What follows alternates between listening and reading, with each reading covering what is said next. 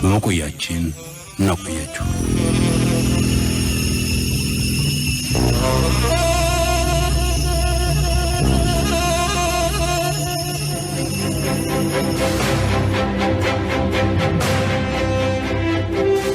ቀድሞ ባለመሞቱ የሚቆጨው አጃቢ።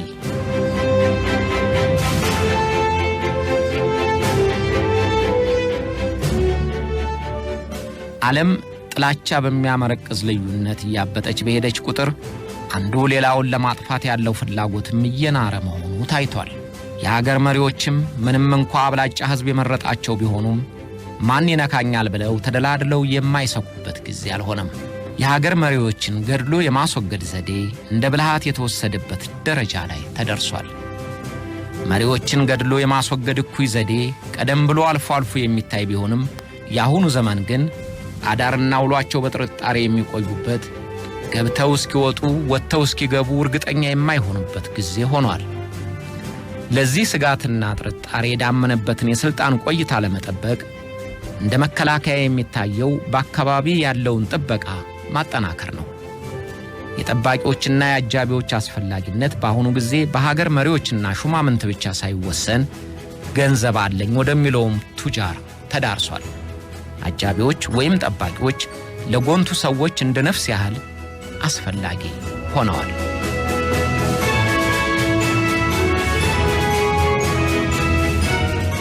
የሀገር መሪዎችን የሚጠብቁ አጃቢዎች ትከሻቸውን እስኪያጎብጠው ድረስ የሚከመርባቸውን የተደራረበ ኃላፊነት ለመሸከም የሚችሉ ናቸው። የሌላውን ሕይወት ለማዳን ሕይወታቸውን የሚሰጡ፣ በሞታቸው የሌላውን ሕይወት የሚያቆዩ፣ በሙያው ስነ ምግባር የተደላደለ ዕውቀት ያላቸው መሆን አለባቸው። በተለይም እንደ ክሊንት ሂል ያሉት አጃቢነትን ከሥጋና ነፍሳቸው ጋር ያዋሃዱ ባለሙያዎች አንዲት ነጥብ ስህተት እንዳትፈጠር ግዴታቸውም እንዳይጣረስ ሌት ተቀን የሚጠነቀቁ፣ እንቅልፍና ረፍት የማያምራቸው ናቸው። የዛሬው ጉዳይ ያደረኩት አሜሪካዊው የሚስጥራዊ አገልግሎት መስሪያ ቤት ሰክሬት ሰርቪስ ባልደረባ እንደነበረው ክሊንት ሂል ያሉ አጃቢዎች ሕይወታቸውን ስለ መሪያቸው ይለውጣሉ። በስህተት ያልተጠበቀ አደጋ ተፈጥሮ በሚጠብቁት መሪ ላይ አደጋ ከደረሰም እንደ ክሊንት ሂል ዕድሜ ልካቸውን በጸጸት አለንጋ ሲጠበጠቡ ይኖራሉ።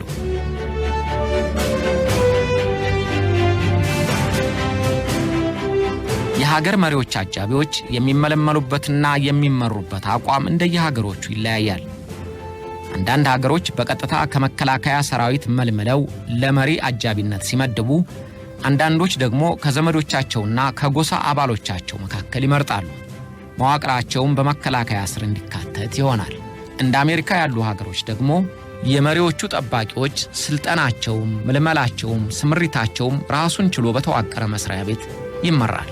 የሚታዘዙትም ተጠሪነታቸውም በቀጥታ በፕሬዝዳንቱ ለሚታዘዘው ለዚያው መስሪያ ቤት ብቻ ነው።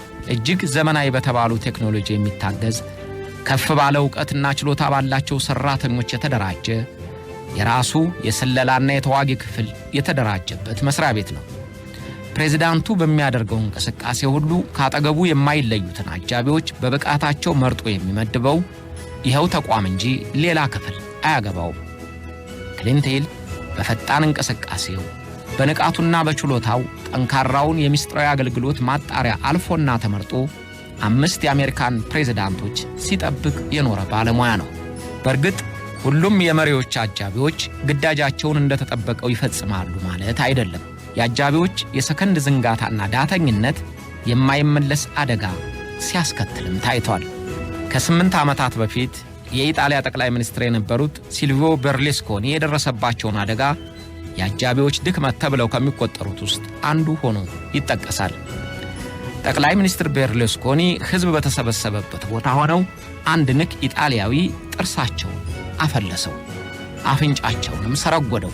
እዚያው ሮም ውስጥ በገዛው የከተማዋን ሕንፃ በሚያሳይ ከድንጋይ የተሠራውን ቅርጽ ሲወረውርባቸው አጃቢዎቻቸው አላዳኗቸውም።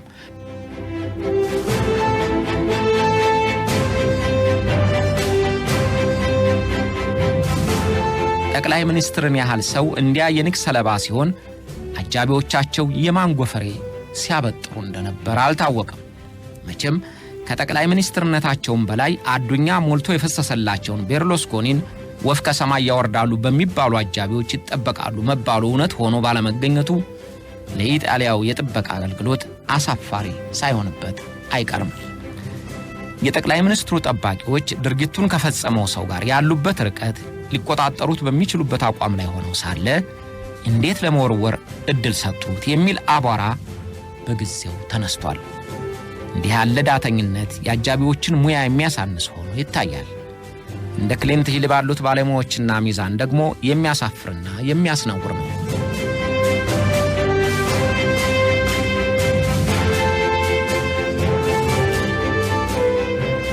የእስራኤል ጠቅላይ ሚኒስትር ይስሐቅ ራቢን የተገደሉትም በጠባቂዎቻቸው ፈዛዛነት መሆኑ በሰፊው መተቸት ብቻ ሳይሆን ተጠይቀውበታልም። ጠቅላይ ሚኒስትር ይስሐቅ ራቢን ሕይወታቸው ያለፈው አጃቢዎቻቸው ሊቆጣጠሩት በሚችሉት ተኩስ በመሆኑ ጠንካራ የሚባለው የእስራኤል የጥበቃ አገልግሎት አፍሮበታል። ገዳው ሽጉጥ ደግኖ 3 ሜትር ባልሞላ ርቀት እንዲተኩስና ኢላማውን እንዲመታ ክፍተት በመስጠታቸው ጠቅላይ ሚኒስትር ራቢን ተገደሉ።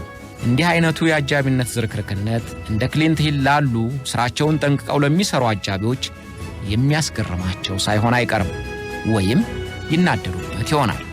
የፕሬዝዳንት ሳዳት ገዳዮች የሰልፍ ተራ ከያዘ ወታደር መኪና ወርደው ወደ ፕሬዝዳንቱ መቀመጫ እስኪንደረደሩ ድረስ ያፈዛ ደንግዝ እንደዞረበት ሰው አጃቢዎቻቸው ምንም የመከላከል ጥረት ሳያደርጉ በማስገደላቸውም ተንቀውበታል። ራሳቸውን ለሞት አዘጋጅተው ከአደጋ እንዲጠብቋቸው የተመደቡላቸው አጃቢዎቻቸውም የገደሏቸው መሪዎችም አሉ። የህንዷን ጠቅላይ ሚኒስትር ኢንዲራ ጋንዲን በ11 ጥይት በሳስቶ የገደላቸው የራሳቸው ጠባቂ ነበር። የኮንጎውን ካቢላን ጭንቅላታቸውን በትኖ የገደላቸው ያመኑትና ሳሎናቸው ድረስ ሰተት ብሎ ይገባ የነበረው አጃቢያቸው ነበር። የጊኒውን ሻምበል ካማራን ታማኛቸውና የአጃቢዎቻቸው አለቃ በጥይት ጭንቅላታቸውን ነድሎ አቁስሏቸዋል። የእነዚህ አይነቶቹን የአጃቢዎች ክህደትና ድርጊት ሲሰማ ክሊንት ሂል ጨርቁን ጥሎ ለማበድ ሳይቃጣው አይቀርም። ምክንያቱም ለእርሱ የጥበቃ ሥራ ከምንም በላይ በታማኝነት የደመቀ እና የከበረ ሙያ ነው። ክዳት የማይታሰብበት በታማኝነት በጀግንነትና በጠነከረ ፍላጎት የሚሰሩት የሕይወት ለውጥ የሚሰጥበት የጋሻነት ሙያ ነው። ያንን ስነ ምግባር የጣሰ አጃቢ ለእርሱ ወትሮም ቅጥረኛ እንጂ አጃቢ ወይም ጠባቂ ሊባል አይበቃም። ታማኝነት ክብሬ ነው። የሀገር መሪዎች አጃቢዎች የራስጌም የግርጌም ማህተማቸው ነው። ክሊንት ሂል እንኳንስ በአጃቢነት በሚሰራበት ጊዜ አሁንም በሽምግልና ጊዜው እንኳን ማህተሙ ይኸው ነው። ታማኝነት ክብሬ ነው።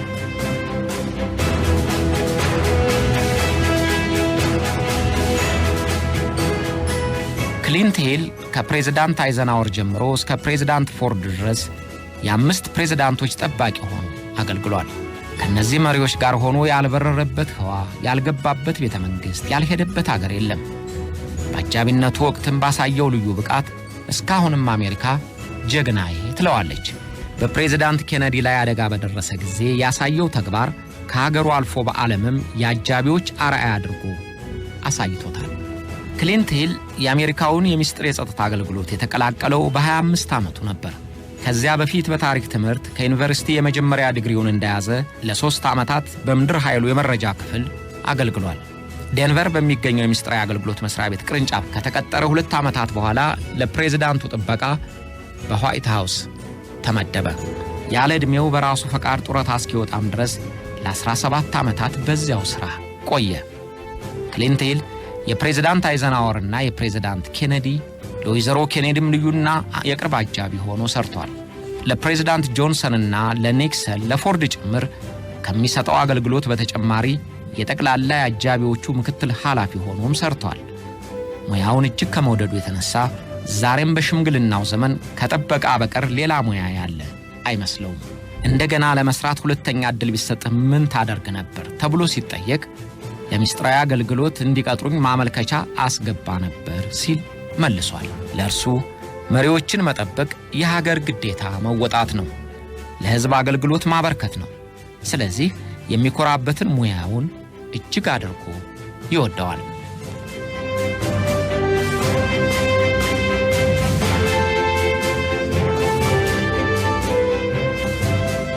ክሊንት ሂል አስጨናቂ በሚለው ሙያ ሲሰማራ ከስልጠናው ጀምሮ ብዙ አይቷል። የአጃቢነት ሙያ ማለት ሕይወትን ለሌላው አሳልፎ የመስጠት ፈቃደኝነት መሆኑን አሳምሮና ከልቡ ይረዳል። አጃቢዎች ለሚጠብቁት መሪ የተወረወረውን ቀድመው መቅለም ይጠበቅባቸዋል። ለሚጠብቁት መሪ የተላከውን ሞት ተቀብለው ማዳን ዋና ተግባራቸው ነው። አጃቢዎች አደጋን የሚቋቋሙት ራሳቸውን አሳልፈው በመስጠት እንጂ በማጥቃት አይደለም፣ በመሞት ነው እንጂ በመግደል አይደለም። እንዲህ አይነቱን መስዋዕትነት ለመክፈል ወዶ የዋጡት ቅልጥም ከፍርምባ ይጥም እንደሚባለው ወዶና ወስኖ የሚቀበሉት ነው። ክሊንት ሂል እንዲህ አይነቱን ከፍተኛ መስዋዕትነት የሚጠይቀውን ሙያ ተቀብሎ ተግባራዊ ሲያደርገው ታይቷል። እንደ ክሊንት ሂል የመሳሰሉ የሀገር መሪ አጃቢዎች የሚሰጣቸው ግዳጅ አእምሮ ሊያፈነዳ በሚደርስ ጭንቀት ሰቅዞ የሚይዝ ነው። አንዳንድ መሪዎች በሕዝቡ የመወደድ ስሜት እየተሳቡ ወይም ከሕዝባቸው ጋር ያላቸውን ግንኙነት ለማጥበቅ ሲሉ በስብሰባ መካከል መግባት ይፈልጋሉ። እንደ ፕሬዝዳንት ጆንሰን በድንገት ሱቅ ሊሄድ የሚል መሪም ይኖራል። እንዲህ አይነቱ የመሪዎች ፍላጎት ለአጃቢዎቻቸው አስጨናቂ ነው።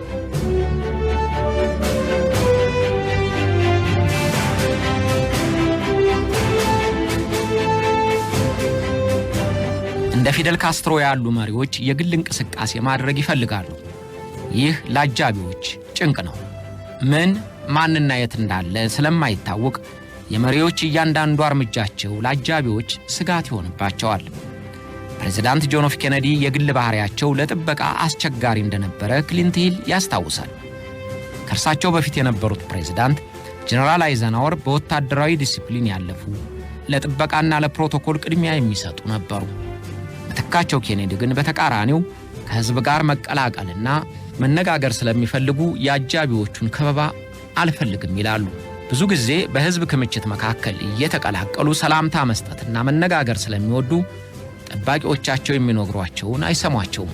ከመገደላቸው 2 ቀናት በፊት ጠባቂዎቻቸው እንዲቆሙበት በተዘጋጀው ከመኪናው ኋላ ጫፍ ግራና ቀኝ እንዳይቆሙ ከልክለው ነበር። ጠባቂዎቹም በዚህ አመላቸው ስራችንን አላሰራለን እያሉ ሲነጫነጩባቸው ቆይተዋል።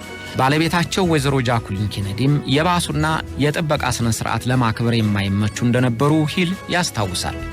ምክንያቱም ከዛ በፊት የነበረው የጋዜጠኝነት ሕይወታቸው በጥበቃ ቁጥጥር ስር መሆንን አላስለመዳቸውም። እርሳቸውን ለማስተካከል ብርቱ ድካም ጠይቋል ይላል ክሊንት ሂል። እንዲህ የሆኑ እስከ ህዳር 13 የፕሬዝዳንት ኬነዲ የዳላስ ጉብኝት ድረስ ለ4 ዓመታት ከፕሬዝዳንቶችና ከውጭ ሀገር ሹማምንት ጋር በተመደበበት ቦታ ሁሉ እርጥብ ሳር ሳያነቅፈው በደህና ውሎ ይገባ ነበር።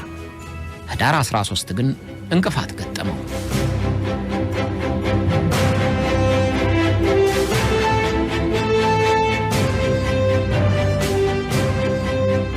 ህዳር 13 ቀን 1956 ዓ.ም ለክሊንት ሂል የተረገመች ቀን ነበረች። የዚያች ቀን ፀሐይ እስከ ዝንተ ዓለም ባትፈነጥቅ ሂል በወደደ ነበረ። ጥርጣሬ አንደኛው የሙያው አካል ቢሆንም የሚጠብቃቸው የፕሬዝዳንት ኬነዲ መጨረሻ በዚያ ሁኔታ ይጠናቀቃል ብሎ አልገመተም ነበር። ሙያውን እጅግ ቢወደውም የዚያለቱ ገጠመኝ በሚስጥራዊ አገልግሎቱ መስሪያ ቤት ለመቀጠር ማመልከቻ ያቀረበበትን ቀን ረግሞታል።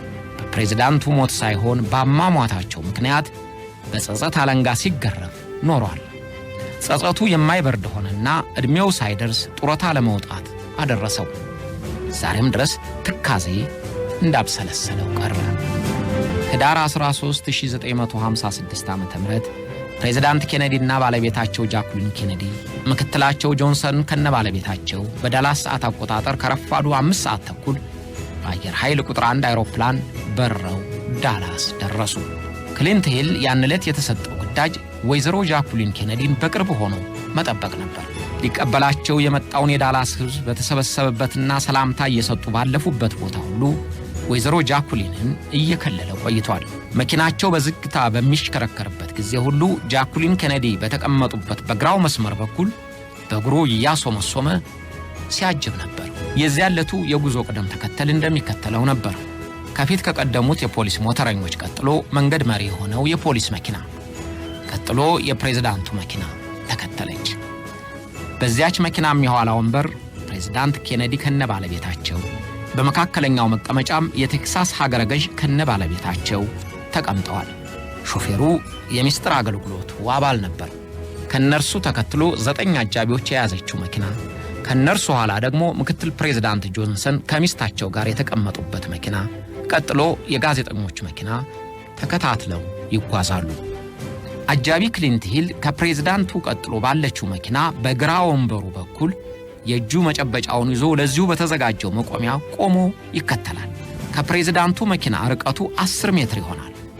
ሁሉም ነገር በደህና የሚሄድ ይመስል ነበር። በድንገት በስተቀኝ በኩል ሂል የፍንዳታ ድምፅ ሰማ። And shortly after we made the left-hand turn, there was an explosion to my right rear. Sounded either like a gunshot or a firecracker. And I responded by looking to my right, and as I did so, my eyes... ወደ ግራ እንደታጠፍን በቀኝ ጆሮዬ በኩል የጥይት ተኩስ የሚመስል ፍንዳታ ተሰማኝ። አቅጣጫውን ለማየት ወደ ቀኝ ፊቴን ለማዞር አይኔ በፕሬዝዳንቱ መኪና ላይ ሲደርስ ፕሬዝዳንቱ ወደ ግራው በኩል ሲያዘም አየሁት። ክሊንት ሂል አንድ ችግር መፈጠሩ ገባው። ወዲያው ከመኪናው ላይ እንደ ነብር ተወርውሮ ወደ ፕሬዝዳንቱ መኪና ተወነጨፈ። ፕሬዝዳንቱን አድኖ ለመሞት ወደፊት ተንደረደረ። ፕሬዝዳንቱን የያዘችውን ሊሞዚን የኋላ የእጅ መያዣ ጨብጦ የግራ እግሩን ከመኪናው የኋላ ኮፈን ላይ አሳረፈ። ግን እግሩ ሳተ። ያን ጊዜ ደግሞ ሁለተኛው ጥይት ተተኮሰ። እንደገና መኪናውን በእጁ እንደያዘ 4 እና 5 እርምጃዎችን ተንደርድሮ ከመኪናው የኋላ ኮፈን ላይ ፊት አለ። ያን ጊዜ ሶስተኛው ጥይት ተተኩሷል። ክሊንት ሂል ከነበረበት መኪና ተንደርድሮ ከፕሬዝዳንቱ መኪና ላይ ለመድረስ የፈጀበት 2 ሴኮንድ ሲሆን በመኪናው ላይ ለመውጣት የፈጀበት ጊዜ 4 ሴኮንድ ብቻ ነበር። ወይዘሮ ጃኩሊን በሁለተኛው ተኩስ የባለቤታቸው ጭንቅላት ሲበተን ተመለከቱ። በቀኝ ጆሮአቸው በኩል የተበረቀሰው ጭንቅላታቸው ተቦጭቆ በመኪና የኋላው ኮፎን ላይ በመበተኑ ቁራጩን ለመሰብሰብ ራሳቸውን ስተው በግራ ክንዳቸው ቅፍ ላይ የነበሩትን ኬነዲን ትተው ከመቀመጫቸው ተነሱ። የተፈናጠረውን የፕሬዝዳንቱን የአንጎል ክፍል ለመሰብሰብ ሲሞክሩና ሂል ተንደርድሮ መኪናዋ ላይ ሲወጣ አንድ ሆነ። ወዲያው ወደ መቀመጫቸው እንዲመለሱ በእጁ ገፋቸውና በእርሳቸውና በኋላው ወንበር ላይ በወደቁት ፕሬዝዳንት ኬነዲ ላይ ወድቆ በሰውነቱ ከለላ ሰጠ።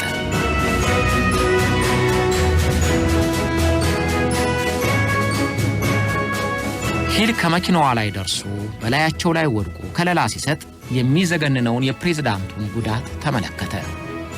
ፕሬዝዳንት ኬነዲ ደማቸው እንደ ጎርፍ ውሃ እየተንፎለፎለ ሰውነታቸውን ጃኖ አስመስሎታል። ጭንቅላታቸው ስለተወደሰ ጆሮአቸው ጭምር ቁራጩ በመኪናው ውስጥ ተዘርግፏል። አንጎላቸው ተበታትኖ በመኪናው ላይ ተፈነጣጥቋል። ወይዘሮ ጃኩሊን ኬነዲ ሮዛማው ቀሚሳቸው ከላይ እስከ ታች በደም ተጠምቋል።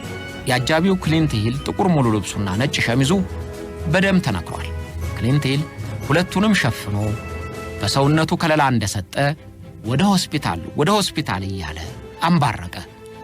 ሹፌሩ ቅርብ ወደሚገኘው ሆስፒታል ተፈተለከ። ሂል እስከ ሆስፒታሉም ድረስ በላያቸው ላይ ወድቆ ከለላ እንደሰጠ ነበር። በእነዚያ ቀውጢ ሴኮንዶች አንዳቸውም ጠባቂዎቻቸው አልደረሱላቸውም። ከሁለተኛው ተኩስ በኋላ እንኳን አብረውት ከተሳፈሩት በቅርብ ያሉት አጃቢዎች ከመኪናቸው ለመውረድ ሳይችሉ ሂል ተወርውሮ ጋሻ ሆነ። በእርግጥ ከዚያ በኋላ አልተተኮሰም። ግን በነዛ ደቂቃዎች ተኩሱ ስላለመቀጠሉ ማንም የሚያውቅ አልነበረም። ቀጣውን እርምጃ ማንም በማይገምትበት ውዥንብር ነግሶ ሰው ለሰው ባልተማመነበት በዚያ ከፍተኛ አደጋ ውስጥ ሙያው የሚጠይቀውን ግዳጅ ለመፈጸም ሂል ተመዞ ወጣ። ቀውጢ ሰዓት ሁልጊዜም የሚያርድና የሚያስምጥ ፈተና አለው። ልቡን ታምኖ ሐሞቱን አኮምጥጦ በጭንቅ ሰዓት ገትሮ የሚቆመው ከብዙ አከንፋሽ ጥቂት መሆኑን በታሪክ አጋጣሚ በተደጋጋሚ ታይቷል።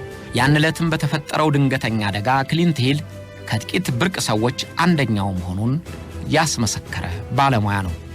የሀገራችን ገጣሚዎች ቀይ ሰው ሲጠቁር ጥቁር ሰው ሲቀላ፣ እርሳስ ሾልኮ ሲሄድ በሰውየው ገላ፣ ልብ አይታመንም እንኳን ባልንጀራ፣ አሁን ምንድነው ቅብጥር እገጭ አለለት ቋሚው በቁጥር የሚሉትን ስንኞች የመዘዙት እንደ ክሊንት ሂል ላሉ ለቃላቸውና ለሙያቸው ለታመኑ ሰዎች ሳይሆን አይቀርም።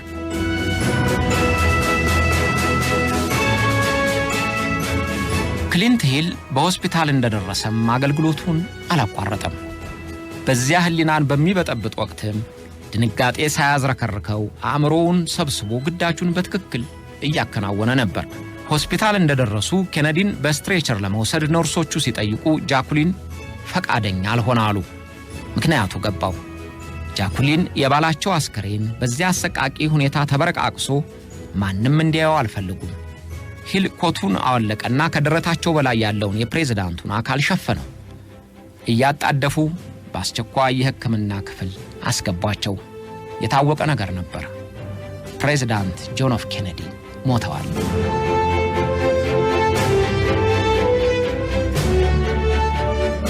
በዚያ የረብሻ ሰዓት ክሊንት ሂል አለቃው ሌላ ግዳጅ ሰጠው። የሬሳ ሳጥን እንዲያስመጣ ነገረው። የሆስፒታሉን የአስተዳደር ሰራተኞች ጠይቆ በስልክ ሊያገኛቸው የሚችላቸውን የሬሳ ሳጥን ሻጮች አነጋግሮ ውድ የሚባለውን ሳጥን አስመጣ። በሆስፒታል እንዳለ የፕሬዝዳንቱ ወንድም ሮበርት ኬነዲ ከዋሽንግተን ደውለው ጠየቁት። የወንድሙን መሞት ልነግረው ስላልቻልኩ አደጋው ከፍተኛ ሳይሆን አይቀርም ብዬ ዝም አልኩ ይላል ክሊንት ሂል። የፕሬዝዳንት ኬነዲን መሞት ለዋይት ሃውስ ደውሎ ያሳወቀውም ሂል ነበረ። ዜናው በአንድ ጊዜ ተሰራጨ።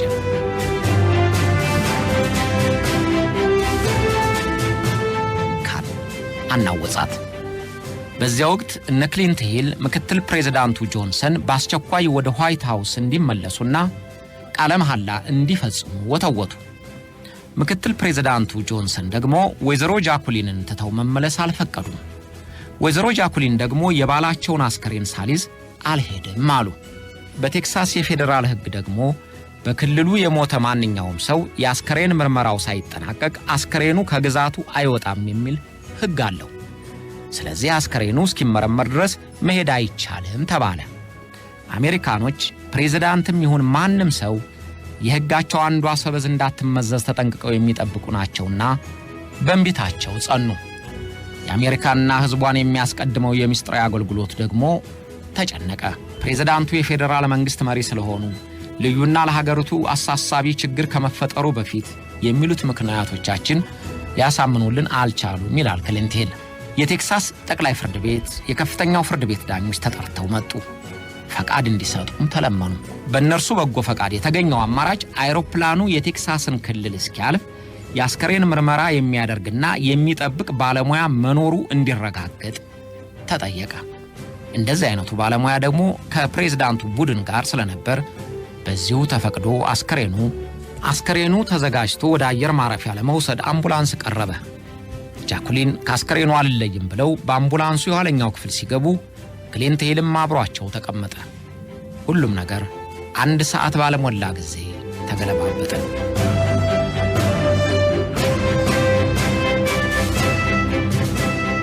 ዋሽንግተን ዲሲ እንደደረሱ አስከሬኑ ለምርመራ ወደ ሆስፒታል ተወሰደ። ሂል ሌላ ግዳጅ ተሰጠው።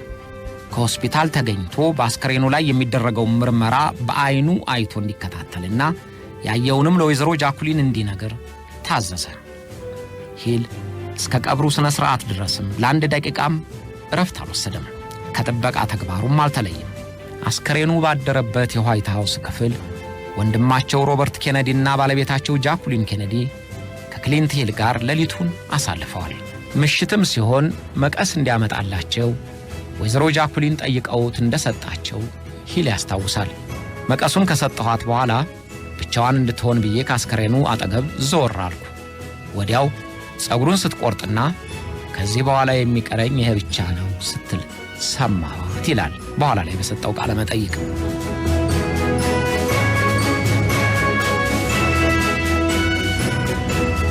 የሐዘን ሥርዓቱ ከተፈጸመ በኋላ ክሊንት ሂል ወደ ቀልቡ ሲሰበሰብ በጭንቀትና ጸጸት ተበጠበጠ።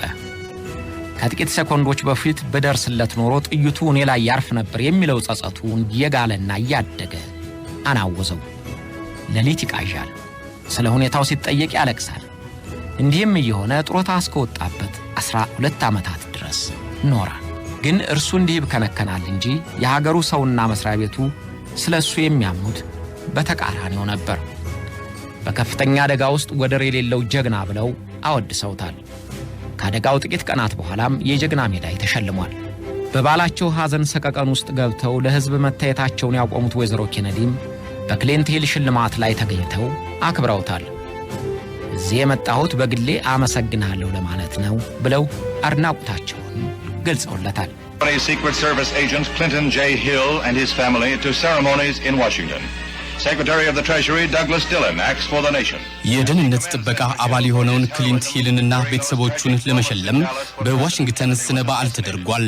የገንዘብ ሚኒስትሩ ዳግላስ አገሪቱን ወክለው በዳላስ ፕሬዝዳንት ኬኔዲ ሲገደሉ በነበረው አሰቃቂ እንቅስቃሴ ላሳየው ጀግንነት ክሊንት ሂልን ሸልመውታል። ክሊንት ሂል የወርቅ ሜዳሊያ ተሸልሟል። ሂል በዳላስ አደጋው ሲፈጠር ከመኪናው ላይ ዘሎ ለፕሬዝዳንቱና ለባለቤታቸው ከለላ ሰጥቷል።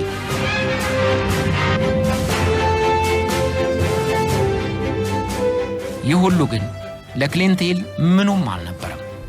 በራሱ ላይ ከመፍረድም አልዳነም። ምነው የመጨረሻዋን ጥይት ተቀብዬ በሞትሁ እያለ መብከንከሙን አልተወም። Secret Service or that Clint Hill could have done to keep that from happening. That the Secret Service or that Clint Hill could have done to keep that from happening. ለመሆኑ የጥበቃ አገልግሎቱ ወይም አንተ ያ ድርጊት እንዳይፈጸም ለማድረግ የምትችሉበት መንገድ ነበር? እኔ አዎ። እኔ አዎ ምን ማለት ነው? If he had reacted about 0.5 of a second faster or maybe a second faster. ከጥቂት ሰከንዶች ቀደም ብዬ ደርሼ ቢሆን ኖሮ ላድነው እችል ነበር። But you couldn't. You got there in less than 2 seconds, Clint. You couldn't have gotten there. You surely don't have any sense of guilt about that. ግን አትችልም ነበር። በ2 ሴኮንድ ጊዜ እዚያ ደርሰሃል ክሊንት። ከዚያ ፍጥነት በላይ መድረስ አትችልም ነበር። በእውነቱ ምንም አይነት የህሊና ወቀሳ ሊኖርብህ አይገባም። Yes, I certainly do. I have a great deal of guilt about that. It's my fault. አሁንም ይጸጽተኛል። የኔ ስህተት ነው። What was on the citation that was given you? For your work on November 22nd, 1963, extraordinary courage and heroic effort in the face of maximum danger. አንድም ሰው አንተ እንደምትለው አስቦ አያውቅም። ያሳየው ተግባር ታላቅ ጀግንነትና ለህሊናህ የሚያስመካ ነው። ያን ዕለት ያሳየው ወደር የሌለው ብቃት አስደንቋል እኮ። Mike, I don't care about that. If I had reacted just a little bit quicker, I could have, I guess. ሽልማቱ ምንም ደንታ አይሰጠኝም። ጥቂት ሰከንዶች ቀደም ብዬ ብደርስ እኮ ላድነው እችል ነበር። እስክቀበር ድረስ የሚጸጽተኝ ይሆናል። I'll live with that to my grave.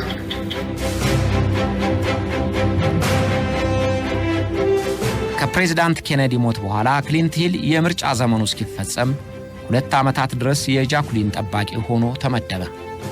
ከዚያ በኋላ የፕሬዝዳንት ጆንሰን ጠባቂ ሆኗል። ግዳጁን በብቃት መወጣቱ የተረጋገጠለት ሂል በጠቅላላ የጥበቃዎች ስምሪት የአጃቢዎችም ምክትል ኃላፊ ሆኖ ተሾሞ ነበር። ግን መጸጸቱ ከቀን ወደ ቀን እየባሰበት እንጂ እየተሻሻለ አልሄደም። የሕክምና ባለሙያዎችም ሲያማክር ከእንግዲህ ይህ ሥራ ይቅርብህ፣ ሥራውን ካልተውክ ለጤናህ አይረባምና ተወው አሉት። ገና በ43 ዓመቱ የሥራ መልቀቂያውን አቀረበ። እጅግ ከሚወደው ሥራው እየጨነቀውና እየጠበበው ለቀቀ። ከፍተኛ ትጋትና መሥዋዕትነት የሚጠይቀውን የአጃቢነት ሥራ ክሊንት ሂል በአኩሪ ተሳትፎ ደመደመ።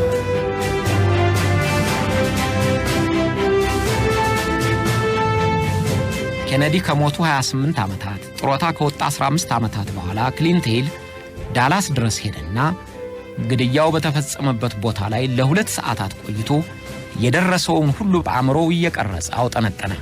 አደጋውን መከላከል የሚቻልበት መንገድ ነበር ወይም ብሎ ራሱን ጠየቀ።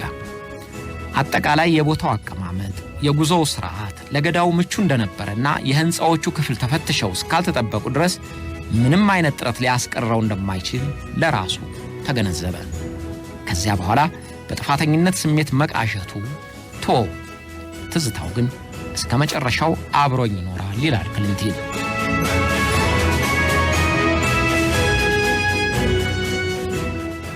የወጣትነት የተሟላ የጀግንነት ተግባሩና ሙያዊ ፍቅሩን ለመግለጽ አንተ እያልኩ ያጫወትኳችሁ ክሊንት ሂል አሁን የ85 ዓመት አዛውንት ናቸው።